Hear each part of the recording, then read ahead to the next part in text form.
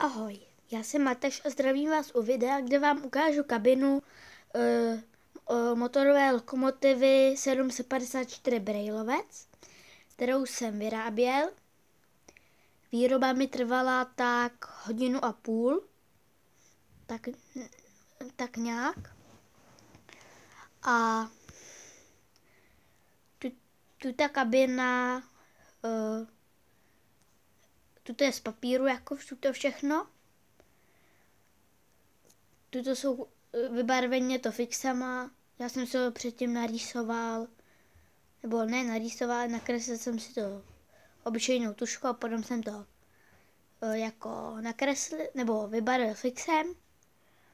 A jestli si chcete takovouhle kabinu vyrobit, tak na internetu si vyhledejte nebo napište tam kabina vlaku 7, nebo kabina lokomotivy 754 nebo 750. To je jedno, 750 má trošku starší.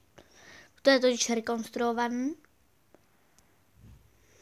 A to jsem si dal záležet i s tutím.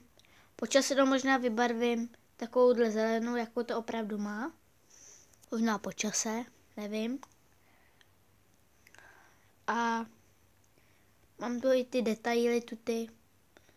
Akorát jsem tady byly cedulky, co je, ale, nebo co je to za ty novlíky, čudlíky. Tak já jsem už to tam nedělal, protože to bylo zbytečné.